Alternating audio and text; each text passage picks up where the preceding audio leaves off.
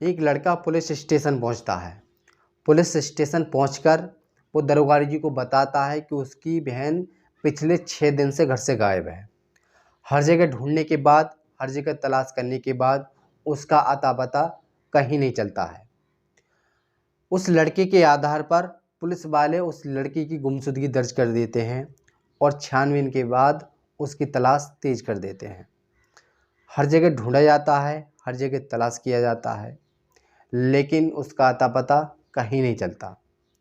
फिर एक रोज़ पुलिस वाले उस लड़की को बरामद कर लेते हैं, पर जिंदा नहीं मुर्दा। जब पुलिस वालों ने उस लड़की के दरिंदों को दुनिया के सामने लाया तो सभी लोग सोचने को मजबूर थे कि आखिर कोई ऐसे कैसे कर सकता है। सुनाते हैं पूरी कहानी विस्तार से, तब तक वीडियो को लास्ट तक देखते रहिए। चैनल पर नए हैं तो चैनल को सब्सक्राइब कर लीजिए, बेल आइकन प्रेस कर लीजिए। आदाब, नमस्कार, सत श्री अकाल। आप देख रहे हैं देश रहे हम सफ़र। साथियों, जो सच्ची कहानी आपको सुनाने जा रहे हैं, ये सच्ची कहानी उत्तर प्रदेश के बरेली की है। बरेली में राकेश का परिवार रहता था। राकेश के 3 बच्चे थे, 2 लड़के और 1 लड़की थी। लड़की छोटी थी और लड़के उस लड़की से बड़े थे।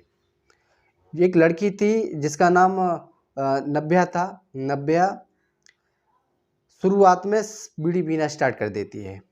बीड़ी पीते पीते वो दारू पीना स्टार्ट कर देती है।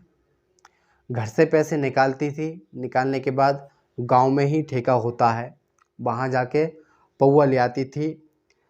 हट्टी वाला जो सेलमैन होता है वो पूछता है कि बेटा ये दारू किसे ले जा रहे हो, तो वो बताती कि मेरे घर पे एक मेहमान आए हुए हैं, वो इस दारू को पिएंगे, तो वो दे देता है।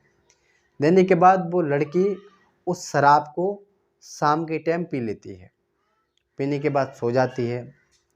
अब उसकी आदत सी पड़ जाती थी नशा करने की। घर से पैसे निकालती थी, निकालने के बाद गांव में ही ठेका था, ठेका से शराब लेती थी और शाम को पी के सो जाती थी।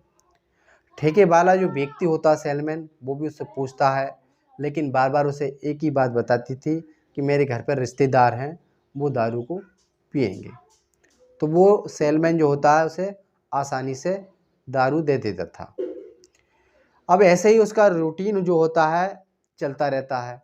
वो शाम को चुपके से ही कभी अपने भाई के, कभी पिता के, कभी दूसरी भाभी के, कभी भाभी के पैसे निकाल लेती थी और शराब ले आती थी और शाम को पी के सो जाती थी।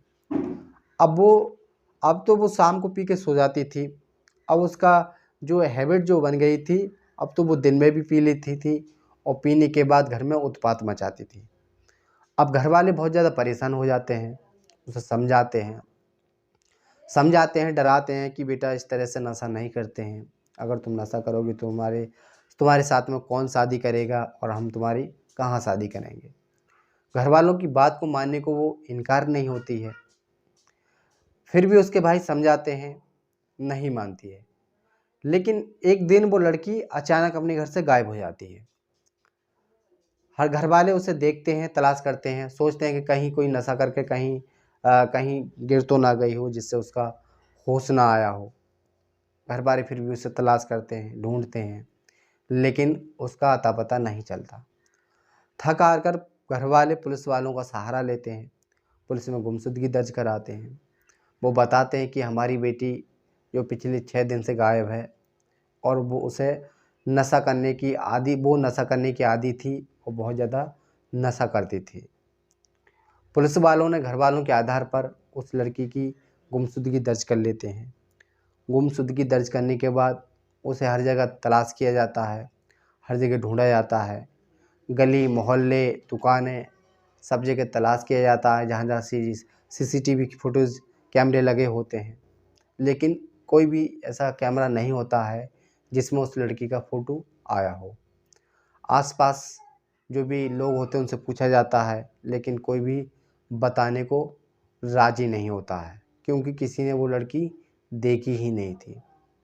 अब पुलिस वालों के जहन में एक सवाल आता है कि अगर वो लड़की किसी ने नहीं देखी, अगर वो कैमरे में नहीं आई, तो इसका मतलब वो घर से निकली ही नहीं है, शायद वो घर पे ही कहीं पे। तो पुलिस वाले फिर उसके घर की तलाशी लेते हैं। घर की तलाशी लेने के बाद घर की तलाशी में भी कुछ नहीं मिलता है। फिर पुलिस वालों ने बारीकी से उसके घर वालों से सभी से पूछताछ की, जिसमें एक छोटा भाई होता है, उसका नाम दिनेश होता है। दिनेश से जब सवाल जवाब किए जाते हैं तो दिनेश थोड़ा हड़बड़ा जाता है, और जैसे ही हड़बड़ा जाता है तैसे ही पुलिस वालों का पूरा शक जो होता है उस पर चला जाता है। पुलिस वालों ने अब उससे सख्ती से पूछताछ की तो वो चौंकाने वाला खुलासा करता है।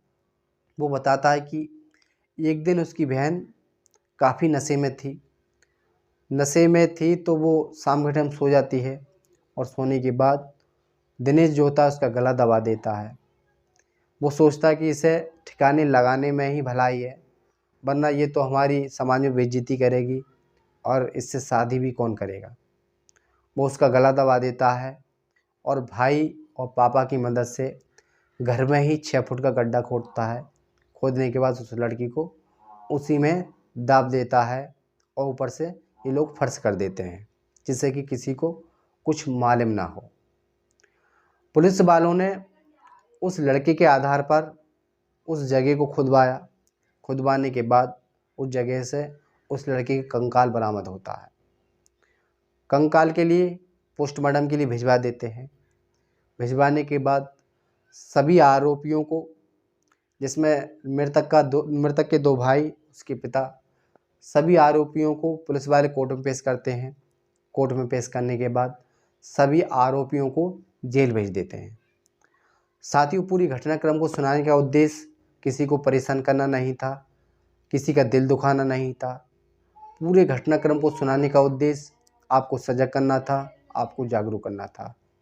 आप कहीं भी रहें, सुरक्षित रहें, सावधान रहें, अपना और अपने परिवार वालों का ध्यान रखें और देखते रहें देशराज हमसफ़र।